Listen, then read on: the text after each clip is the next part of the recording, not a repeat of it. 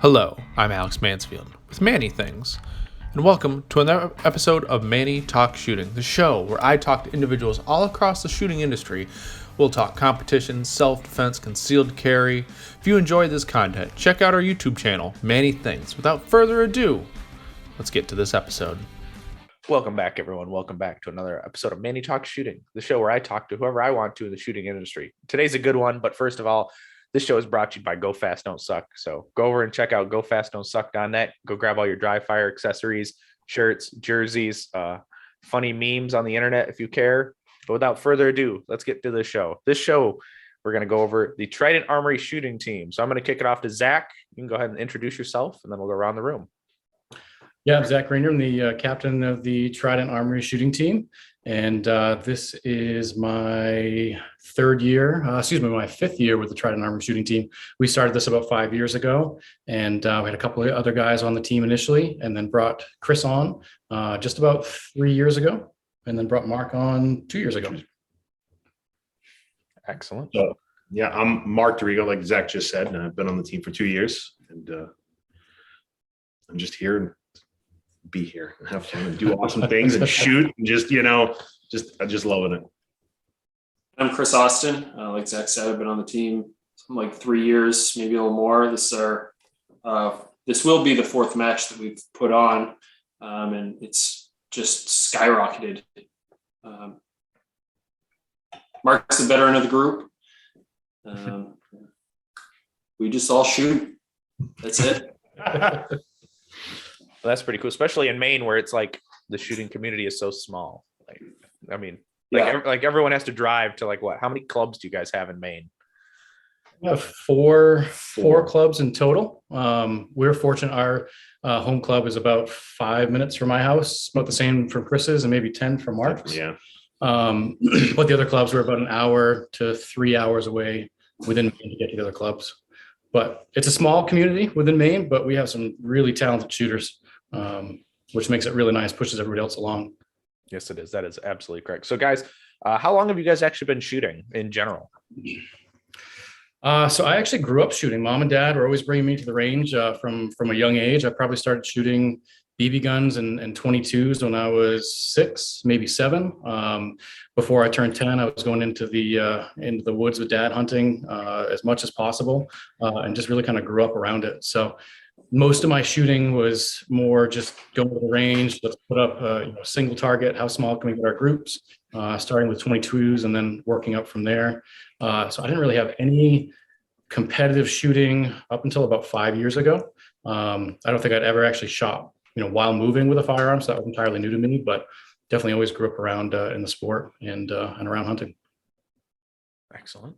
Yeah, I also grew up shooting. My father shot competitively USPSA for a while, so I kind of had a little bit of taste of that. Joined the military, and obviously marksmanship throughout that, and then kind of started the family stuff. Kind of got away from it, other than just range shooting stuff here and there, and then almost 2 years ago got into USPSA for myself, and have just been locked in since. It's kind of a rabbit hole once you get into it. Oh yeah. And I'm new. I've been shooting USPSA for probably 4 years. Up till then, I bought one firearm, some piece of crap laying around in a safe just to say that I had one. So then I guess Zac got me into it, and it's a pretty slippery slope. It's awesome. You should sign a waiver ahead of time so you know what you're getting into, because it just becomes an addiction very, very quickly.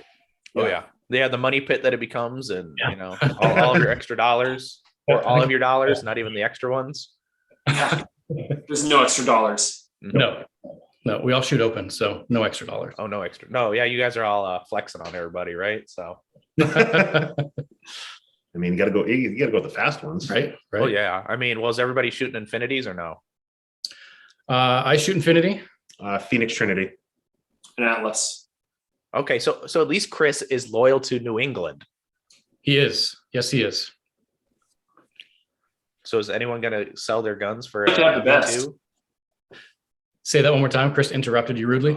Oh, no, it's okay. Is anyone actually going to get a V2 Atlas when those come out? Yes. Yeah, mine's in the works right now.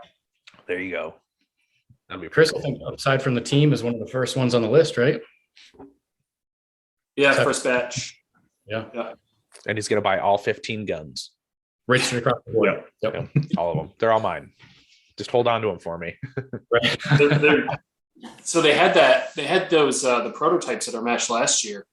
Yeah. So we got to shoot them, and it's pretty awesome. It's really awesome. So there's a note, you can say there's a notable difference between your V1 Chaos and the V2 Chaos. There is, yeah. And even the two prototypes that they had with just the 2-port and 3-port, notable difference. Well, that's pretty cool. At least they're innovating, and that's always a good thing.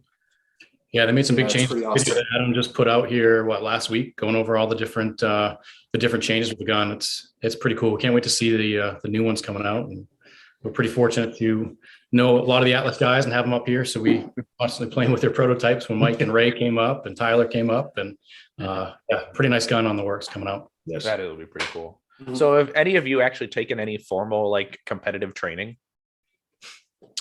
Yeah, I think I've done 3. I've hosted Steve Anderson 3 times.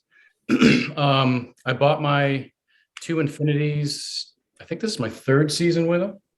So I had one built, and then Brandon called and had another one available that I bought as well.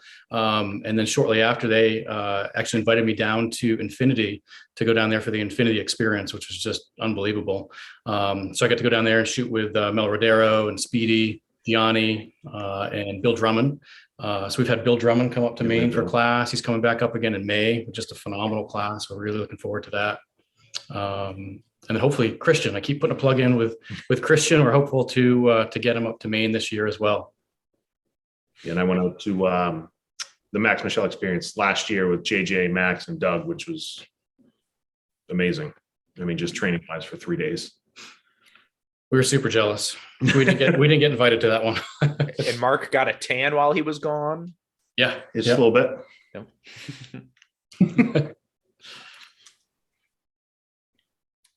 And then Chris has taken all the same classes. We've hosted all the same classes together. We've done Steve's mental management class as well. So Oh, that's pretty cool. Steve's done a total of 5 classes here. He did 1, then 2, then 2. Yep. So we did one, the intro class, the advanced class was the following year with an intro class, and then we did the same thing last year. Yeah. Yeah. So it's been That's 5 where I classes. started, was right off bat with Steve. Like Oh, the yeah, first sure. month into shooting with Zach and Chris, just locally. And I got into the Steve class, and that was huge. Yeah, I think right out of the gate to have something like that. Yeah. It's a huge benefit. Mhm. Money can be spent very wisely with good training right out of the gate instead of wasting all kinds of rounds and time and money. Mhm. Definitely worthwhile to reach out to somebody that actually knows what they're doing so they can teach you right out of the gate so you're not learning bad habits. Well, true, especially when you buy open guns. You gotta save every penny. Yeah. Right. It's okay. I've got to pick on you guys a little bit because Jay's like, look at all these guys shooting open. Jay used to shoot open and then he left. Yeah. Well, with the Glock, I mean, is it really even open? Well, when he was smoking us in open division, shooting a Glock from appendix carry, yeah, he's got something he can say. Yeah. The Maine carry optics state champion. Yes. Yeah. Yep. But so y'all shoot infinities. Everyone's a gear core, it seems like, at least to a point. So you guys want to go over your belt setups a little bit? Sure. Yeah, I'm running basically all double alpha stuff, double alpha belt, the rig, and then also mag pouches, all their X lines. I'm boring. I'm the exact same. Yeah, It works. works very well. I just the only difference I have is the Everglades holster. I really like that one. Yeah, I know a lot of people are split between the Racer X and the Everglades holster for 2011. So can't go wrong, I guess. Well, I made the change right before nationals last year, so that was probably not the smartest thing in the world to do. But for me, it's just been a little bit more adaptable to the position the way I like it. That just has a lot of ability to move and kind of come out. So It reminds me of an erector set, but a holster. Yeah. Yep. all the different screws, and you can Yeah. 12 different points of axis. I think it can move just every which way. So it's pretty neat. Yes, that it is. Oops, can't pull out my headphones. I need those. But anyway, what classification? Do you guys mind sharing what your classification is in open? Yeah, I'm an open master right now. I think I'm at like 91%. This year I focused a heck of a lot more on just not necessarily reaching GM with that as a sole focus, but hopefully attaining GM through my match performance and really honing in and focusing on match performance as my main goal. Seeing Chris Galnett this year make GM through his match bump, and that was definitely pretty inspiring. So hopefully at some point we will definitely be making GM and hopefully do it through a match bump. We'll see. Mm-hmm.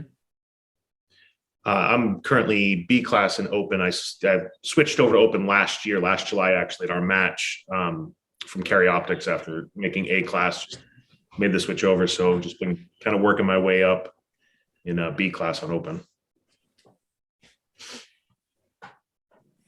And I'm A class in open. I started limited minor, like all the smart people do. And anyway, A class open. No, fair enough.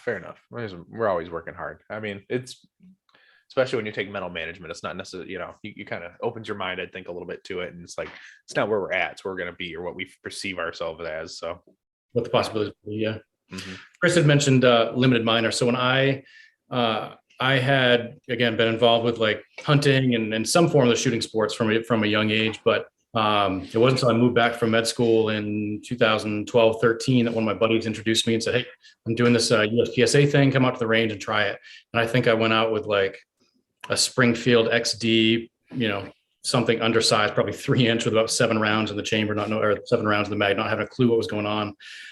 So he took me to the range and kind of walked me through what the sport was about. And I think it was I don't know if I made it all the way home before I had ordered my first gun.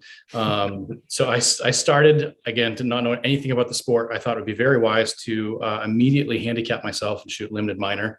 So I bought an STI, the DVC limited in 9mm, because that's what wise people do getting into the sport. So I shot that for about a year and then had a great time, learned a lot from it, and then switched to open about 3.5, 4 years ago. Shot an STI, the DVC open, had a couple of those before going to Infinity. And that was right around the time that Chris came in. So he's like, what do I get? He was all gung ho. I think he actually came to the range maybe the next day as well, his first time. And he was all gung ho, trying to figure out what to do. And as a good friend would, I said, you ought to do limited minor. It would be fantastic for you. So he bought a, yeah. What did you get? A CZ TAC Orange, right? Was your first one? Oh yeah. Yeah, you were all in too. It was a pretty awesome gun. I like that gun a lot. Yep. At the time. 40 would have been wiser, but who needs points anyways? No, you just shoot out. I mean, Nils says you don't need. Well, you can shoot points and shoot fast with a Canik $400 gun in minor and limited. Oh. Yeah, close second place shooting minor. So I guess it can certainly be done if you're Nils. Mm-hmm.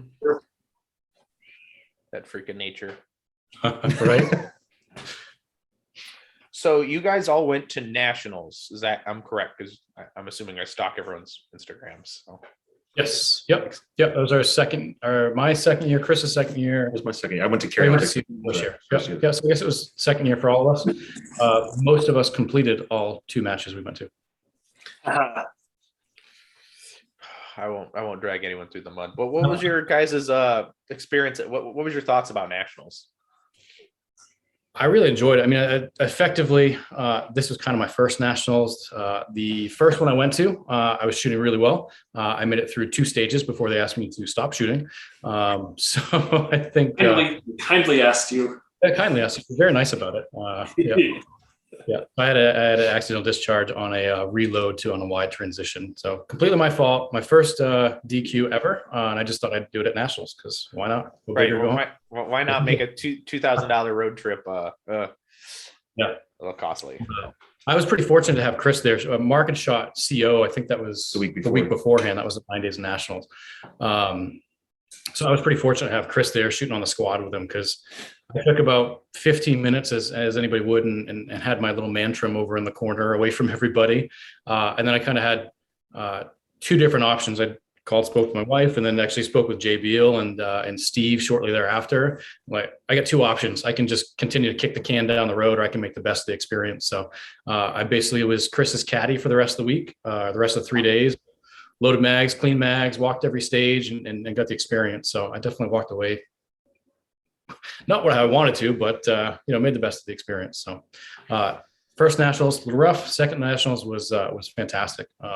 Really went in focused and shot well. Yeah, I was very, very happy with it. Mark, your turn. So for my first nationals, I was Carry Optics Nationals 2 years ago. I was actually lucky enough with to get into that nationals. I shot with Jay Beal, the main group, Jeff Emmerich, Steve Van, bunch of like great shooters. So it was really great experience for me with the first one. But this last one was really just a kind of put it all together. I mean, as last year was like my first year really competing, but having these guys with me and just, learning just how you have to stay mentally in the game and do things and have the bad stages, the good stages, and just kind of put it all together. It was definitely a good time for me. I mean, I wouldn't change it for the world. I can't wait till next year. Right. I know I'm already planning it. Yep. It's an event for sure. It's awesome. Personally, I had a shot better, I think, my first nationals than this past one. I was just in my own head in this year's, but it's still an awesome time, and I can't wait for the next one. Mm-hmm. And if I'm not mistaken, you guys shot AM, PM, AM, correct? We did. Yep. Yeah. I think I saw Marky Mark on the live feed at one point. Yeah. That was pretty cool how they did the live feed too. Having everybody be able to follow along. You get texts every once in a while. I saw you over on stage, whatnot. It was pretty neat. Yeah, did that. It's definitely the kids to watch it. That was the cool part. Getting the text from the wife with the kids watching it. That was neat. It's cool how they're doing that. I think that will sounds like that's going to continue here in the future, and they'll continue to improve on it. It was a really good feature. Mm-hmm. Oh yeah, absolutely. Now, what was your reflecting on 2021 nationals? It's weird. It's already 2022, and I don't know. It feels odd. But 2021 nationals, which was your guys' favorite stage? I mean, I know everyone all has their different opinions, so. I liked a lot of the short stages. The short stages with the activators. You really had to have your timing down for it, and if you were inefficient on a movement or inefficient on transition, that would throw everything off. So I think there were some really good short stages that were well thought out, and you really had to be on par with your timing. The field courses were great too.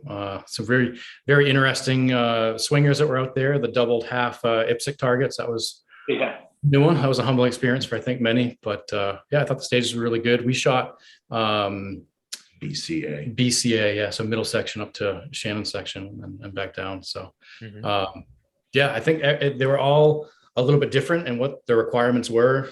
Some very technical stuff I think was thrown in around there, and some really good movement. And yeah, I really like the stages. Fair enough. I liked the A zone. I think that was like my favorite zone, just the way that the field courses were.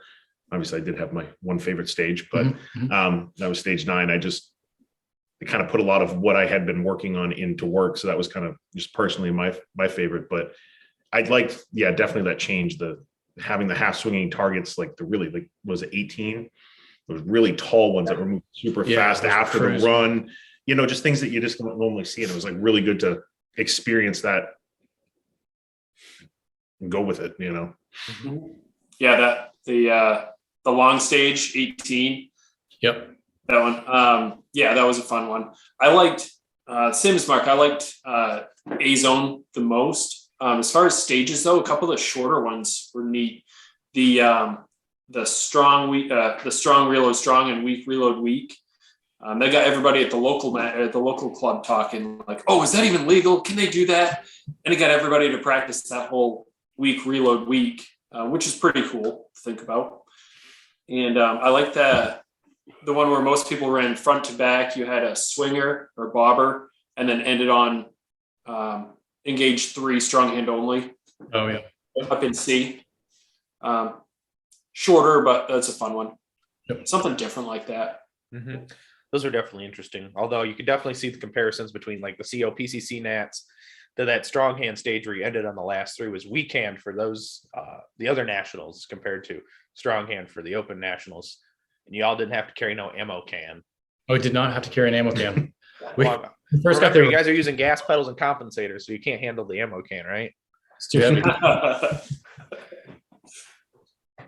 If I wasn't mistaken, I swear I saw somebody like tie a string to it and just put it on their, like strap it onto them like a sling. How far did you? They had like How far did you a, have to carry that? Say again, Chris. How far did you have to carry that? I was long. It was the same distance as your stage, however long that run was. yeah, I think Could I you remember chuck it?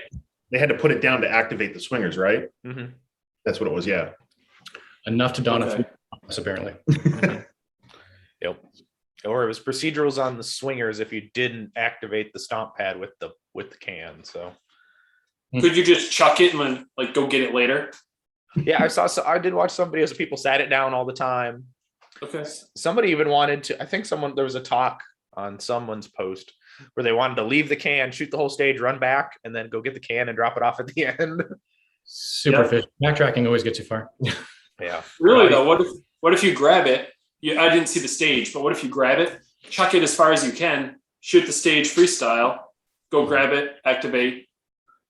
I've seen you play horseshoes. You'd probably hit an RO. Like a McGregor toss, Chris. Is that what you're going to do? Yeah, but you've seen me shoot freestyle, shoot a strong hand only too. So Yeah. Mhm. See, I don't even have to throw down the spice. You guys are already throwing it at each other, so it's good for me. No, but it's cool to see you guys. That Chris and Mark, you liked Zone A the best. That was designed by our section coordinator, Walt Pagel. Okay. Him and his Oh, wife nice. him and his wife were at the match. I think Savetta, she was working stage number 2, if I saw her correctly on the live feed. So I think it was at stage 1 that had all kinds of options. You start in that back corner and people are going to the right around the wall, people are going to the left around the wall, or taking that far activator as their first shot. So there's a ton of options on that stage. That was fun. I think we actually, when we were there, we were walking it, and Christian came over and was walking it as well, just to kind of see how many different options there are and different runs people were laying out. yeah, definitely. You keep saying Christian. I got to throw a word out to him. I hit up one of his buddies, so we'll see if maybe here in a month or two we'll get Christian on the show. So Very nice. That'd be awesome. it will be the little 3-time champ who's not going to stop, even though he's a badass. So, but anyway, now I know everyone has these opinions, or what they want is if you could have one stage over from nationals, which one would it have been? I would definitely shoot the classifier over again. That was my only gun malfunction on the entire match. And I had I'm not even sure what had happened now that I think about it. I think it was like a failure to eject or something had happened on that. That's what it was. I ended up having to replace the extractor thereafter, the ejector. So I ended up losing about 4 seconds on a jam on that stage, which was pretty rough. I think most people running that in like 7 seconds or so. Yeah. So I would definitely take that one back for sure. Me would be, I think 17. Kind of had on that weak hand, strong hand reload thing, there was a confusion on a penalty that I had, and they kind of hit me really hard. And then I was like the second shooter on the next stage. So I had taken some time away, called the wife to settle myself down. Well, then I got called up, so I really didn't have time to walk it. And I forgot what 2 targets, completely like didn't have a plan. I just that was like the one stage that just really hurt because everything that I planned, I kind of just completely forgot about, but that's it. I mean, you learn. I was thinking about you today, the DNROI podcast. Troy was talking about like the foot fault where it's, first shot only, or if it's each subsequent shot. And he was talking about like the occurrence versus other. So that's what came up, and actually it worked in your favor because you had no strategic advantage at that point. So actually just was your first shot versus each subsequent shot. Yeah, when I reloaded, I stepped into the box, but my foot slid out of the box. And so initially they charged me for a penalty for all 6 shots. And it was just a misinterpretation of the rule. They fixed it, but it kind of, going into any stage and having, especially at nationals, lose amount of. Yeah, and Yeah, which was nice. I did listen to that episode of the NROI podcast. And it is disheartening when people don't actually understand that rule, occurrence or significant advantage or. Yep. But like Mark, you were saying that's the strong reload, strong, weak reload, weak stage. Yep. And was your foot what to the left or right of the box or what? When I stepped in, I think I was transitioning to the right. I stepped in with my left. I stepped on the box, stepped in with my right, and then my left foot slid out. Oh, okay. As I readjusted, it came out instead of coming in. Looking at the video after, I mean, I kind of saw it, and then. I still don't see where that would be significant advantage. I mean, what, 6 inches on a target square in front of you? I mean. It was to the back too, wasn't it? Yeah, it was to the back, back. step back, and that's where there was initially it was just scored right. I mean, and that was just a misapplication of the rule. It was no big deal. They came over and fixed it. The range, the CRO for that area came back when we were on 17, and he hey, come here. It was only 1 penalty, not 6. So, kind of mess with the head a little bit, but yeah, that's definitely better to be reassured. Okay, I got 5. 50 points back, right? That's a good one. Come back anytime. Right. 6, I didn't zero the stage. So right, yeah. And Chris, how about you? For me, it would have been the first stage we shot, which was stage was it 12 or something? Irrelevant which one it was, because my reasoning is so I'm first one up at nationals, first in the squad, and not that I wasn't ready, but boom. Just I let that set the tone for it. Just mentally, I could not get out of that funk till the third day, and I was like, I came all this way. I'm gonna have fun. That's it, and just let myself do that. And I shot well. The third day, I shot better the third day, and I had a lot more fun doing it. But all the stages, it was a lot of fun. For anybody who hasn't been to nationals, get there. Yep. Absolutely.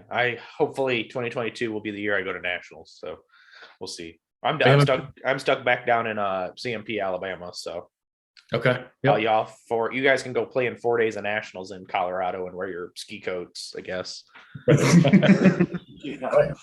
it's not going to be that cold. No, it shouldn't be bad. No. It won't be as bad as the Frozen Chosen, right? No, this year's pretty mild. We've had it before where with the wind chill, it was like 21 below at first shots, which slows down that finger just a little bit. This year was like mid 20s. Yeah. It wasn't bad at all. Yeah. Now, for people who don't know what the Frozen Chosen is, what is that match?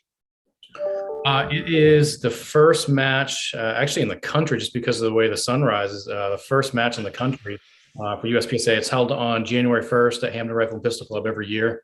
And I haven't missed one yet. So I think this is my 6th one, I guess, since I've been shooting. But I think they tried to figure out, I think it's 13 years. Yeah, they've been there. So they're just trying to figure that out. Yeah, they've been doing it for a long time, which is fun. So it doesn't matter. Rain, shine, we've shot with it 35, 40 degrees out. It was shot with it with wind chill and ambient temp, and the negative double digits. So a lot of variation there when you're talking 60, 70 degrees. Mm-hmm. Yeah. Oh, yeah. That's always a cool match. It's always fun to see. Y'all get up on New Year's Day and go shoot a match when it's like, nope, my ass is staying inside. Motivates you to get to bed early the night before. Yeah. Oh, yeah. Wouldn't tell, but I went to bed at like 9 o'clock on New Year's Eve. I was just like, deuces. Motivation to go to bed. Do that all on my own. Mm-hmm, exactly. Now, I want to let's talk about why you guys are on here. Let's talk about the match. Well, first off, where did Trident Armory come from? Where'd that name, the shooting team name, come from? So one of my good buddies, James Collins, he owns Trident Armory, and he started building ARs in his kitchen, literally on his dining room table. Started build ARs. I don't know how many years ago now. 10, 12, 14 years ago or so. So then he decided that he wanted to make a go of it, and he wanted to open up his own gun store and do gunsmithing and build custom guns. So he developed and built from the ground up effectively, Trident Armory. And then he's the one that actually introduced me into USPSA, so it's his fault that all this has happened. Good news is with my wife, I've got a scapegoat, James. Yes. And so when I first got into it, I really kind of fell head over heels with USPSA, fell in love with USPSA and decided, seeing all these other people with teams, I don't really know what that's all about, but hey, I want a team. So how about we make this happen? And he was on board with it, which is cool. So it started just something really small, local matches and things like that. And then we started to travel a little bit more, initially just within New England, and then started shooting majors and shooting nationals, and brought Chris and Mark on here over the last few years. It's been a really good time. Mm-hmm. That's pretty dope. Now is Trident Armory, the gun store, be able to hook you up with primers?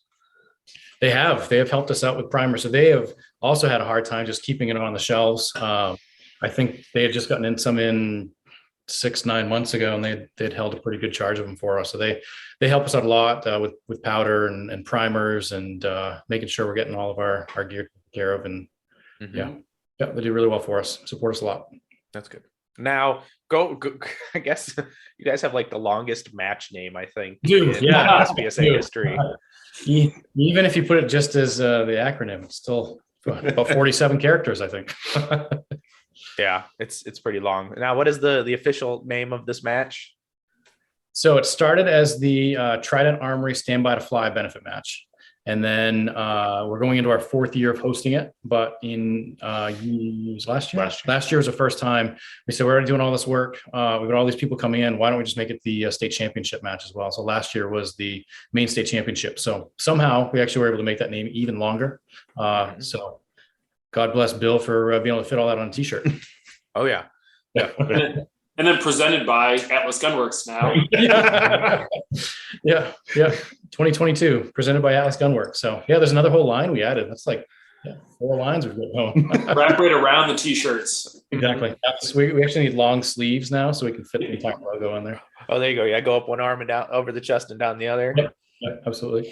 I'm gonna need to get a chest. With a long sleeve. Yes. Long sleeve. There you go. Buddy. So what does the standby to fly, what is that part? Where'd that come from? So that was from our first year. And so I guess to kind of give a little bit of a background on this, the Standby to Fly benefit match came into place where we had been going down to the Aiming for Zero match down in New Hampshire. They raised a ton of money for veterans, and it was really cool just being able to go to that match and be a part of it. Unfortunately, I can't remember the circumstances, but I was unable to make that match. And I said, well, if I can't make it there, why can't we have it here? So Chris and I and got to work with putting together the Standby to Fly benefit match.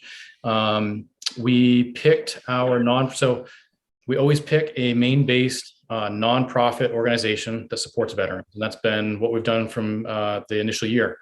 And we teamed up with Windy Warrior Project, which is part of Maine Veterans Project. And so they take veterans out actually skydiving, and they use adrenaline therapy as part of the healing process. So part of that name, the Standby to Fly kind of tied all of that together from our first year. That's pretty cool. And this is your, what you said, the 4th or the 5th year for this match? This will be our 4th year. So this is your 4th different veteran-based Maine charity, if I'm correct, right? Last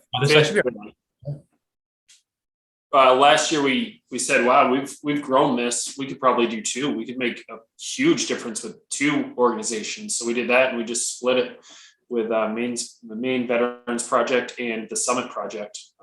2 more unbelievable nonprofits in Maine that benefit veterans. And this year we're going to go back to doing 1 for no reason other than we found one that we thought we could make a huge splash with, and game on. Now, Chris, what is that charity? This year is Canines on the Front Line. So they take canines, train them for service dogs and companion dogs for veterans who can use them due to PTSD. They're based right here in Maine, down in Portland, Maine. And we do a thorough review of, what the organization is down to their financial statements. We pull them online, make sure that it's known as somebody who could use the money, somebody who's not wasting a bunch of money, somebody we want to be associated with. And we had 8 or 9 applicants this year. Some really strong applicants. It was definitely a hard decision. Yeah. And it's one of the best days of the year for me when we get to make that call and say, hey, we picked you. I don't even think that they really know what a splash this is going to be. I really don't. This is going to be a shock to them, which is just amazing. And we also have the support of the organizations we've our benefactors in the past. They'll all be there, I'm sure. They'll all come to the match, support us, say, hey, what can I do? Where can I volunteer? Can I run some water up there at the range? Anything. So now I lost my train of thought, but anyway, so does the beneficiary of the match actually have, I'm assuming they all attend, and is there any obligation for them to put any towards the match, like other than probably attendance? Yeah, so this is really a hands-off or being involved as much as you want to be. I guess the other benefactor that we didn't talk about for year 2 is actually House in the Woods up in Lee, Maine. So that was our fourth organization that we had donated this money to. So yeah, back to your question. Initially, it's entirely hands-off, but I think what happens is that as these organizations start to see just how vested we are into raising money and how involved we are with really trying to make a difference, they get excited about it. They get, really intrigued with what we're doing and how we're doing it, and being a part of the shooting community and bringing everybody together. That more often than not, they are not only there, but they are bringing other volunteers. They are bringing other people from the organization. And now, year after year, they're coming back in groves to continue to help out, which is super cool. See them year after year coming back. That is pretty awesome, especially this year. Atlas is coming back, but they're coming back as the title sponsor. So I think last year, if I was reading posts correctly, 16,000 on their own. They did. It was incredibly humbling, and the timing just couldn't have worked out better when we had reached out to Adam at Atlas and kind of presented to him what we had in plans for last year. And to have them on board was just phenomenal. So we had 2 full Atlas squads. Many of their team shooters, not all, but many of their team shooters brought up here. They brought up their own video crew. They use it as a big promotion to be able to get video and some of the video some of their shooters as well. But they donated a firearm of the winner's choice. They did the raffle all on their own mark, and the crew ran that. And when they came up, they presented our nonprofit organizations with a check for $300. Yeah. 63. Unbelievable. So we were super humbled to have them back or have them here this past year. And then to talk with Adam, and he's eager to do it again. So we are very, very fortunate to have them as the title sponsor. That's pretty awesome. Having them all up here. It's gonna be a fun time. It is. Oh yeah, when you get them Atlas guys up there, it'll be a party. So that's for sure. Some stories not fit, but yeah, exactly. They have a good time up here. We love seeing them. And Mike Pan is somewhat local to you guys, isn't he? Yeah, he's in Mass. New Hampshire. It's in New Hampshire now. Right. Yeah. So he's close. Ray Lopez is close. Tyler Weatherwax isn't too far. We talk with Graham quite a bit. We've got a group chat with a lot of the Atlas guys, just giving each other a hard time, but also sharing some of our training stuff, whether it be through dry fire, through live fire, and Jay Beal and Nick Beal are in that group as well. So we get a lot of good conversations brewing, and I think we're hopeful this year to do kind of a little bit of a summit and get all of us together just to get a weekend in with the range, and from that, it should be fun.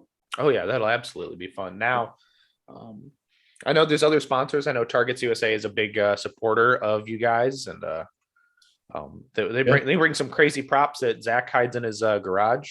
Well, Zach's got the garage to kind of hold on to him, but yeah, Targets USA, they're like, Jason's actually one of the sponsors of our team. He decided to sponsor us last year, and he came out for the match last year. I mean, the amount of work that guy did. I mean, give him an excavator and just tell him what you want, and he will make it happen in short time.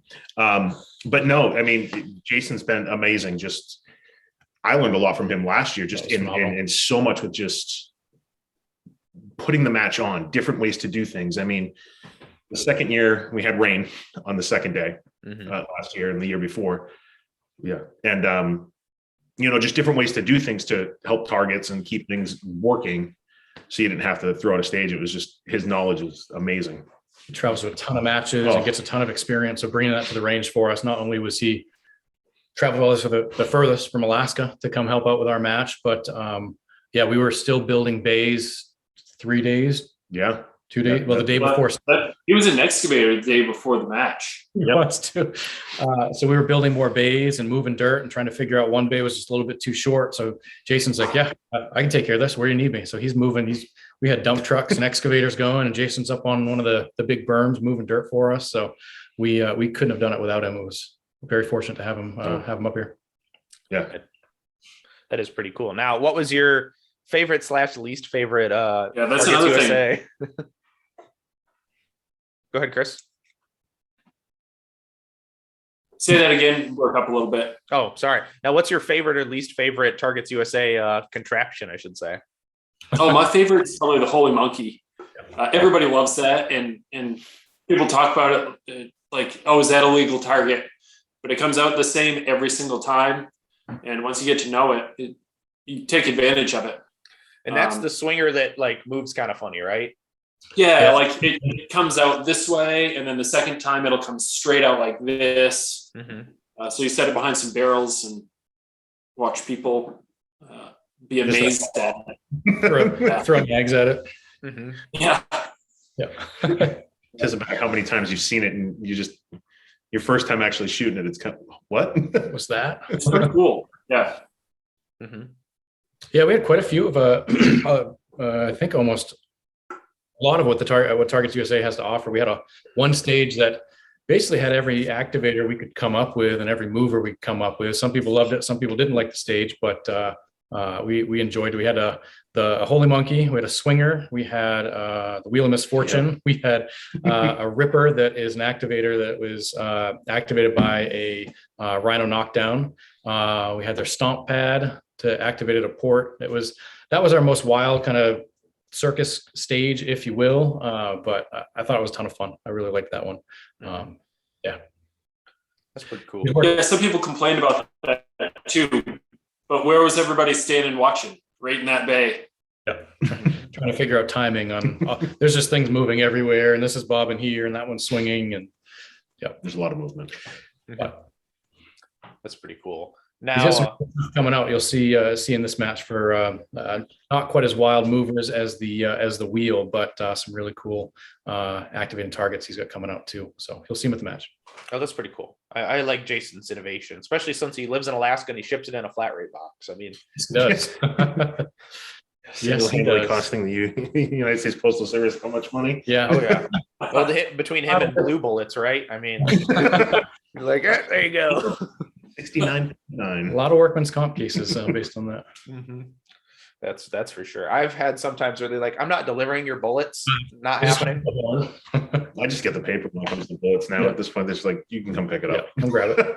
I wish you could honestly just set it up and just say, just leave it post office. We'll pick up. Yep. To save you a trip. Now, how many stages did you have last year, since he was excavating a couple days before the match? We had 9 stages last year. You guys, we had one that was a double bay. That was it. Now, do you predict to have 9, or are you going to add more bays? We are having 12 stages this year planned. And so we just finished up all of our stages this past weekend. Yep. Round count 254 over 12 stages. It's been awesome because Hamden Rifle and Pistol Club, where the match is hosted, they've been incredibly supportive from day one. I mean, we basically came with a proposition saying, hey, we think we can make this work year one. I think we had 7 stages the first go around. And they have been completely on board each year. What do you need? We've been building more walls and acquiring more stuff. We've had 1, 2, 3 bays that they have paid for. We had another bay that was donated last year, all the work. So it's neat to see the community come together and people coming in and donating their time and their equipment and supplies. But HRPC, Hamlin Rifle and Pistol Club, they're hosting Area 7 this year as well. So we will be getting 3 more bays, is what the word is. So that will get us to a total of 4, 6, 7, 11 bays in total. So we'll have 1 that will be a doubled up bay. Okay, that's not bad. Now, Zach, I'm assuming you are the match director for the charity match. I am. Yep. Couldn't do it without these guys, though. That's for sure. Mm-hmm. So, since you all are part of the match, like, what is everyone's like? Does everyone have their own assigned jobs, or do you guys just kind of do it all and just figure it out at the end? No, we work very well as a team, and we have right from day one. So Chris and I were obviously the ones that put the first one on with help from some of the guys at Trident Armory as well. But Mark was just paramount there through the entire thing. He works overnights.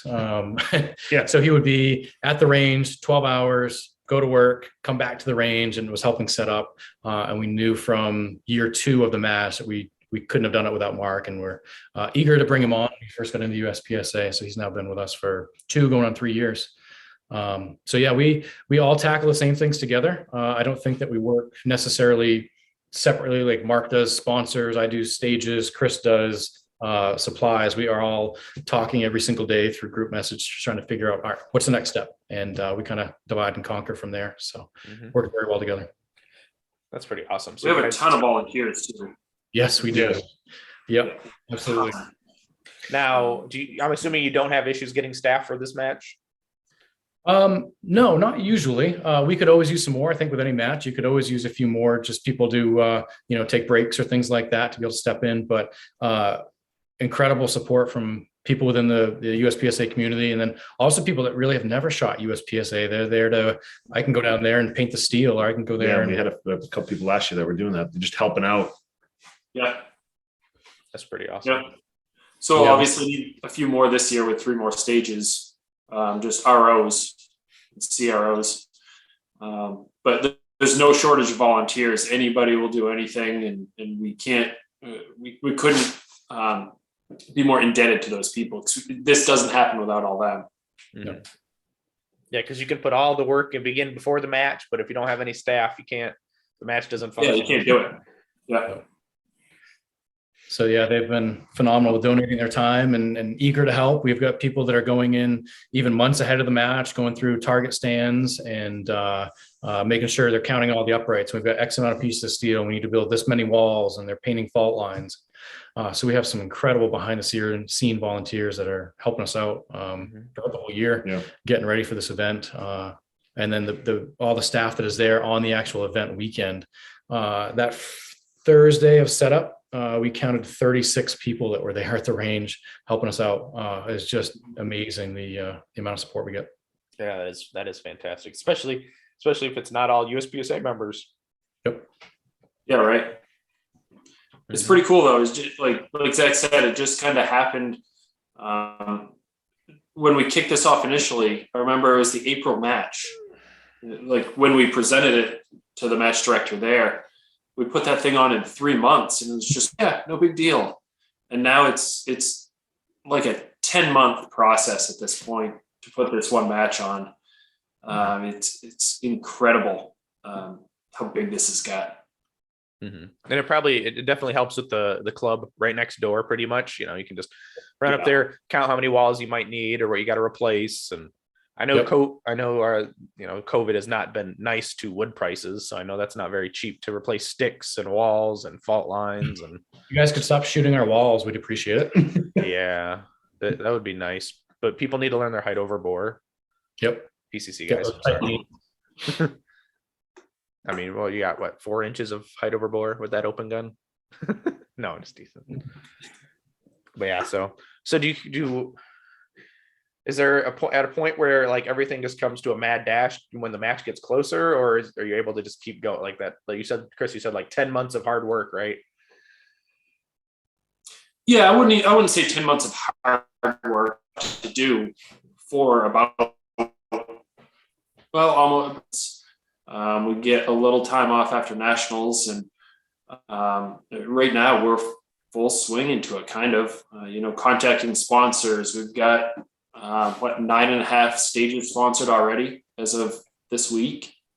Mhm. And after sending a lot of other sponsors, and commitments. Mark helped out with a fundraiser yesterday, which brought on more notoriety for this and more sponsors for our match. And we're 6 months away, and this stuff's flowing in right now. That's pretty dope. Mark, what fundraiser did you run yesterday?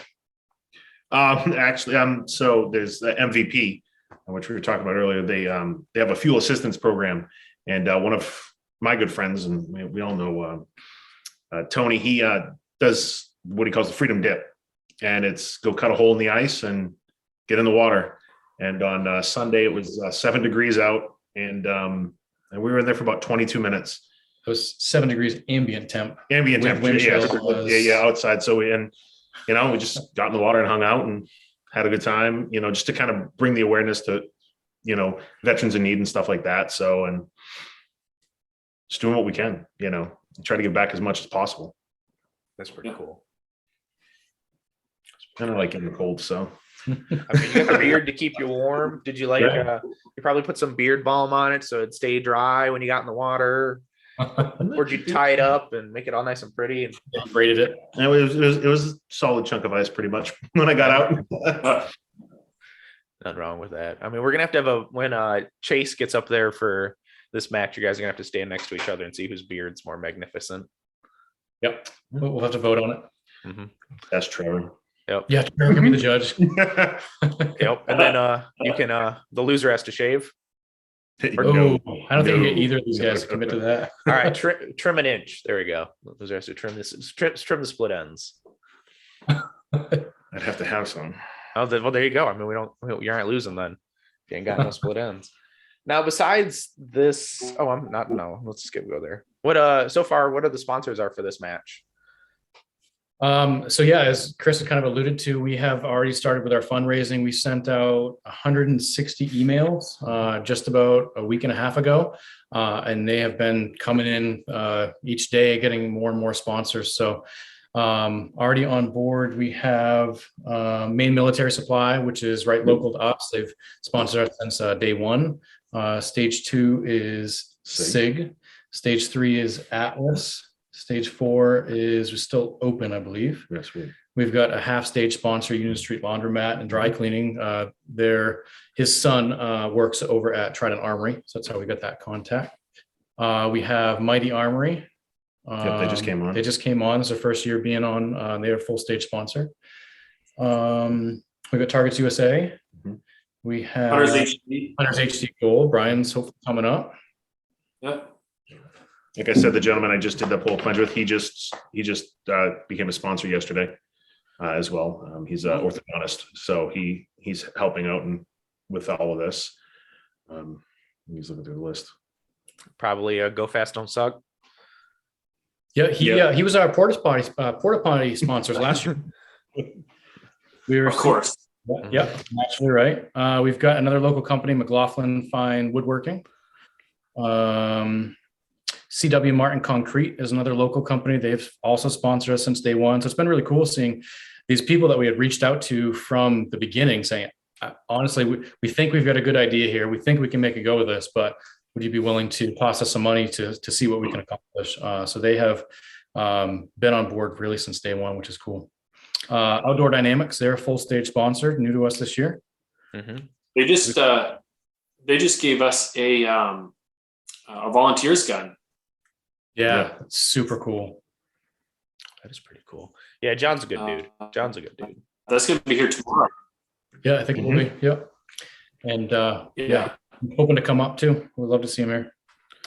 And then our newest stage sponsor is Mighty Armory. We're getting a bunch of silent auction donations. We've been talking with Dylan and Traeger. As I said, Brian sent. He was the first one to send stuff up. We hadn't even reached out yet. I think we were on the Banging Brass podcast not too long ago, and it was like 3 days later, Mark had an envelope in the mail from Hunters HD. So, I mean, it's been awesome what he does for the shooting community. So he stalked one of you and found who was a customer and was like, all right, we'll just send these here, right? We all are. Yeah, I mean, we all Hunters. But we spoke with him a lot at nationals too. I mean, just anytime we had some like downtime after we were shooting or before we were shooting, just kind of stop by and, talking to him, and he was super like interested in about what we were doing. And he's just like, reach out, make sure you let me know. And yeah, he's right off the bat. Yep. And You get hooked on, yeah, we're all hooked on Kona now. all hooked on Kona Gold now. Oh yeah, I got my pink grapefruit. This stuff's like the There we best. go. I like this one. That one's one of my favorites. They're a new sponsor. They'll be sending out some product for That's us right. too. So we've it's been cool seeing some of the new companies that had never had never partnered with us before, and then many old companies that have worked with us since day one coming back. I will say I do like that they are rebranding their cans. It is Much easier to take this to work when they rebrand the cans. 100%. Yeah, I have to be kind of cautious when I have it. Like after my exam rooms are not too far from my office, and I've got a big glass door leading into my office. So as patients are walking out, I'm trying to like cover up the can to make sure they're not seeing it. But yeah, really good product. Yeah, and it's all good for you. It's just sometimes it's easier just not to have it out there and ask questions. Yeah. Although it's a great product, I enjoy drinking them. 100%. And Brian's a genius for getting them involved in kind of tying that in with USPSA, because think about who shoots USPSA. Just a bunch of guys with addictive personalities and a ton of money to spend, or not necessarily a ton of money to spend, but they're going to spend all of it. Get them hooked on this. Oh, when I met Brian in July of 2021, I think I had every flavor except the one he kept for himself. I think that was the black can. I was like, these are all really too good. Brian, stop letting me get into the cooler. Right. I've been very fortunate. What's Brian your just favorite? sent me some prescription safety glasses for actual work that are very fashionable with side shields. So I've been testing those out in my work environment. So after getting a lot of good conversations and questions, people are finally like, hey, you're wearing those yellow glasses again. I'm like, yep. Well, they're not yellow, they're gold. Brian will kill me for saying yellow. I was going to say, geez. Yeah. Now, I'm kind of curious. Does anyone have like Oakley frames or like special funky frames that they like? I've got Rudy frames I went with. I'd like to have a pair of Oakley frames though. I'll send to him to get the rubies in. Yeah, those are pretty cool. I found those on eBay. You can find those for Oakley frames fairly cheap on eBay without lenses. So. Okay. He's got the new frames too. Those the red and blue ones because I only have the rubies. I need the golds. So now you live in a very green environment with changing topography. Now, do you find that the rubies are too dark sometimes? I have not had a single issue. Even and Brian says with the rubies, it's really sunny. You want them out there. If it's overcast, go with the golds. I've had no issue. I mean, I like the fact I can see the dot. It's amazing what it does for the dot. Like the fact that I can keep it as low as I can and it presents itself. I've had no issues with it. I mean, the only difficult part I've had is if it's overcast, I can't see the tablet or something like that. So I usually got to move them to get on my phone or something, but I love them. Yeah, they are phenomenal. Yeah. Yeah, what those, I think the new frames are called the Matrix. Yeah, I think so.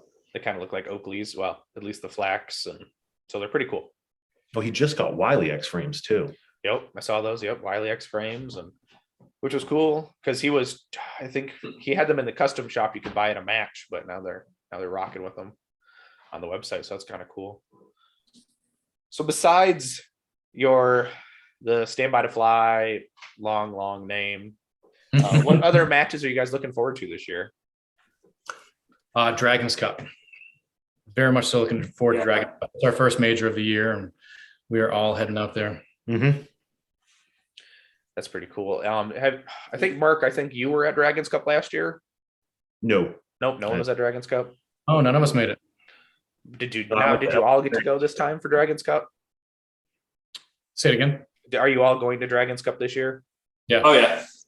It's got to be nice. Probably got an Dragons Cup. Airbnb already. Yep. There you go. You guys hope so. We left that to Chris, so we'll find out when we get there. I got the truck, so we're good. Oh, So we'll do that. We'll do areas 7 and 8 nationals. Yep. Our match. That's it. The class or 2. And our match. And actually, we started kind of doing a intro to USPSA class. We did one, and Zach's been approached by entirely too many people to turn down, to ignore. So we've got to get another one of those going, one or two. Mm-hmm. And I think I even messaged Zach about like, are you going to video this? Because this would be fantastic. Because you guys were posting like the bullet points of your curriculum and like going through all of that. Now I wish I had that when I started USPSA, you know, kind of figure everything out before you invest all this money into a limited minor gun. Well, I feel like singling us out here. Well, I mean, I dived straight into carry optics. I looked past everything else. I'm like, I need a red dot. So That's what I did. I did not mess with limited minor. Nope. That's true. But yeah, I mean, like it was. Now, how did that go? I know it was pretty cool to see you guys put it on, but how did it actually go on the ground?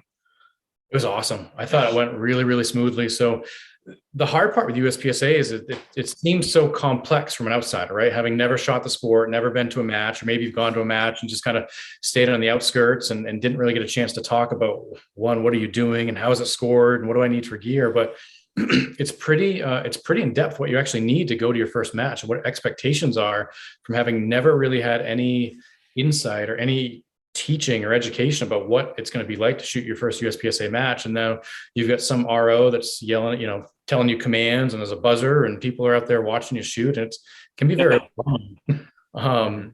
So that we saw that there was a need, and that was something that we could hopefully fulfill. So we had 12. I think we had 12 people sign up for it. And it went really, really well. So we started the morning, about 3.5 hours worth of classwork, just kind of going through rules of USPSA. We talked a little bit about, I think Mark started with like history, and then we talked about all divisions and what gear you would need. And we had all of our gear there for all divisions covered. We went over rules and, you know, how to interpret a written stage brief and what to expect during your walkthrough and what to do during your walkthrough. And range commands, you know, just who everybody was, you know, what everybody's job, you know, ROs, CROs, range man, you know, just so you know, I mean, just, you know, not going in deer in the headlights, like, I don't want to mess up. You kind of have that confidence going in that you know what's going on. Oh yeah, that would have been a whole lot different for a lot of people if they had that. Like, you're not yelling at this guy who's coming, you know, you're not arguing with the guy who's the match director or something, or the range master in the parking lot that morning, and then ask him for an overlay or something, right? Exactly. Now went over that too, right? Overlays. Mm-hmm.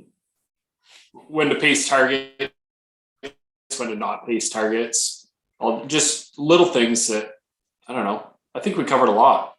Mm-hmm. Yeah. We walked through, Chris, what we did after too. Mm-hmm. Then in go ahead. What did you say, Zach? I was just saying what we did like after the in-class stuff. Oh yeah, I took him out to the range. We did just some group shooting, just to kind of, we went at a pretty slow pace just because you don't want to go too fast for any one person. Some group shooting. We did one or two stages.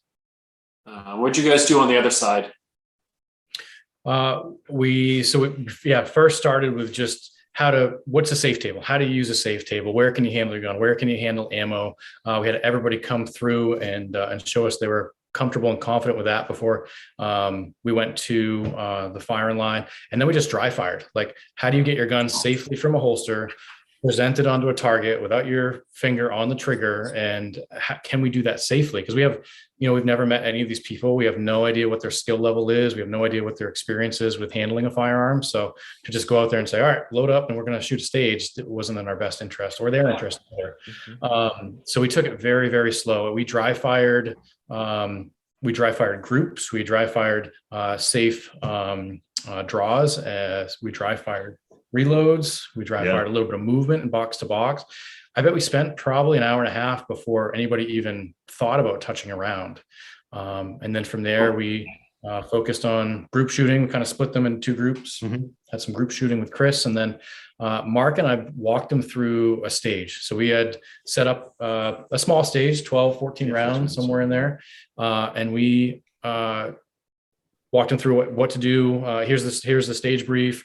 We're going to walk through it. What are we looking for? Where are the targets? How are we going to engage them? Do we need to reload? Where are we going to reload? So it's not all, new to them as they're actually getting to their first match.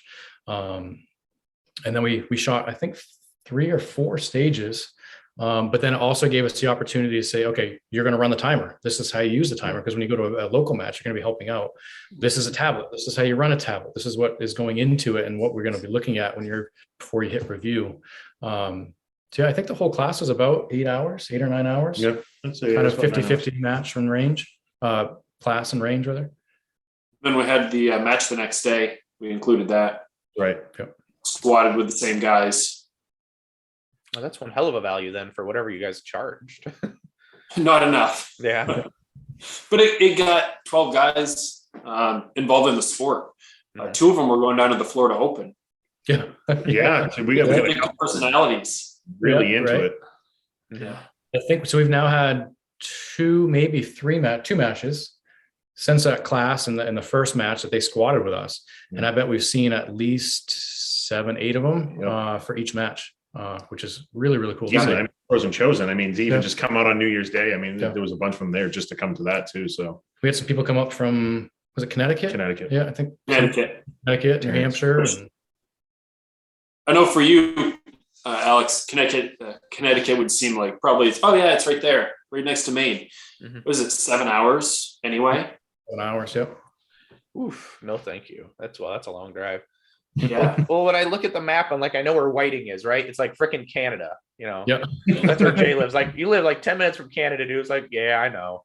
Yeah. But like, you think about it, Bangor is like what? Sorry, this is my impression of Maine. Like, See it? Bangor down here. Yep. About an hour and a half from Jay. Yeah, that's not too bad though. No, but yeah. So it's a long drive, even though, what that's that's all Area 7, if I'm correct, right? Yep. Yeah. Yeah. We're 2.5 hours from the southern border and still another 3.5, 4 north of us, depending on it. Well, Mark can get there in 45 minutes. Left foot. Now, did everyone bring their own firearm for that class, or did you guys bring some firearms that they could use? That was one caveat is we did ask them to bring their own gear and use what they had. So we had some people that didn't have a holster yet just because I think we only had one. But most people we actually formed like a class group messenger. So we were answering questions 2 months in advance. Okay, what division are you thinking about? This is what I'd look at for gear. This is what I'd look at for holsters and belts. So it wasn't, they were getting some insight in some direction and guidance even prior to the class. That's pretty cool. Yeah.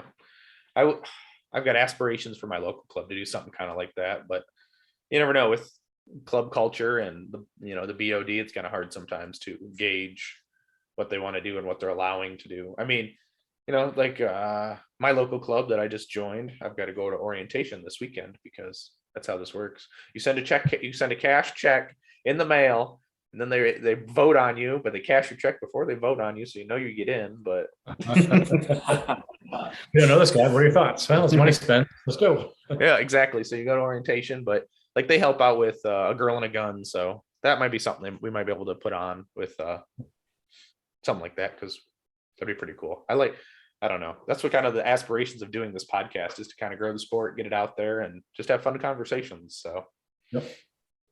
And our club's been super receptive to a lot of these things that we bring to the table. They're all for growing the sport and bringing more shooters into the sport. So we're definitely very happy with them. Well, and especially We're actually talking about.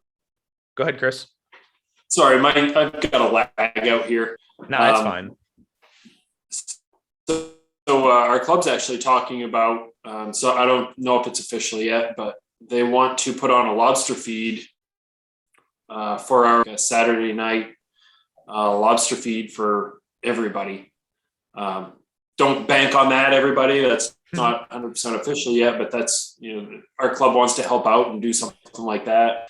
They're all about growing this sport. We're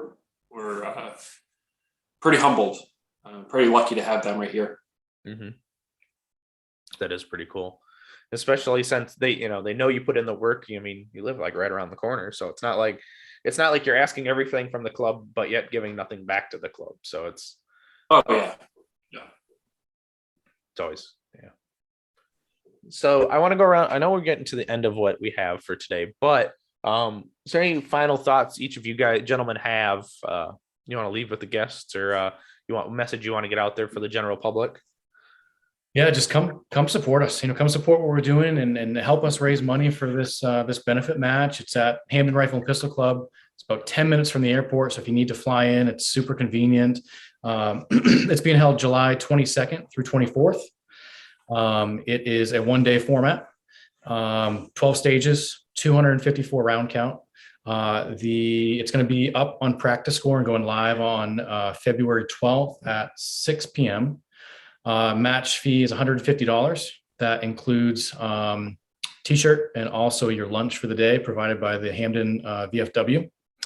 And all of these proceeds, 100% of the proceeds that doesn't go back into supporting the match and buying targets or stands or supplies, it goes to veterans. We are not taking anything from that. We have now joined Maine Veterans Project under their nonprofit umbrella as our fiscal agent. That's new for us this year, and formed the Stand By to Fly initiative. So we are now able to provide any of our donors with a nonprofit charitable contribution form that's tax deductible. So that's a new feature that we're offering. We have set a lofty goal. So to kind of go back through year one, 3 months into it, we had raised $9,700, Chris. That's right around there. Yep. Year two for House in the Woods, we raised over 17,000. Year three for Maine Veterans Project and the Summit Project, we raised $52,000 donated back to these nonprofit organizations. We've set a lofty goal. I have no idea what the goal is going to be. We've said it's going to be 50,000, but if you look back through, we have doubled year after year after year. It continues to grow. We continue to get some unbelievable sponsors on board. Our title sponsor, Atlas, being one of those, bringing over $16,000 to the table last year. So come out, check out the match. It's super fun, and just the cause of raising money for these veterans have done so much for us, and that's nothing in return. This is the least we can do. Absolutely. Yeah, come out, have fun. It's a destination match for anybody, especially outside New England. Fly in, make a weekend of it, have a great time. You're getting a lot of people, a lot of USPSA shooters coming. All good people, mostly good people. Everybody's going to be here to have fun. Talk to the Atlas guys. They had a blast last year. It's Maine, so it's rural, whatever. That's what you would think. We get a casino, we've got entertainment and everything. Come check it out. And as far as our donors, again, thanks to all our donors, and everybody support them. Support the people who support you, support the sport, and support these good causes for veterans. Couldn't have said it better. But we are close to everything. I know Phil Strader came up last year, brought the SIG RV. We were about an hour from the coast, from Bar Harbor. It's a huge destination place for people. Tons of stuff happening in the summer, and people really enjoy the coastal area. So I think he camped out in one of the parks in Acadia for the whole week. And there's no reason you can't make a week trip of this. Bring the family up here. It's a family-friendly event. We've got food. We've got a silent auction. We've got raffles going on. We've got the ice cream truck there. There's live music. It's not just for USPSA competitors. We have people from the community. We have veterans that are coming back and supporting us from the nonprofit organizations we've supported in the past, but new people just there for the camaraderie. So it is definitely a spectator event. It's a family event. Our kids are there the whole weekend. The wives are there the whole weekend. Our silent auction raffles, there's something for everybody. You've got, massages and, nail stuff, and there's stuff for everybody. It's really, really neat to see it all come together. Mm-hmm. That is pretty cool.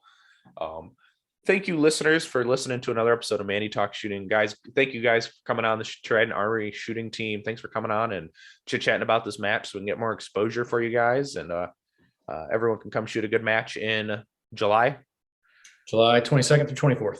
And by the time this airs, it'll be 2 weeks to reg. So they'll be getting their the fire under their butts to go and bookmark that page to go sign up on Practice Score.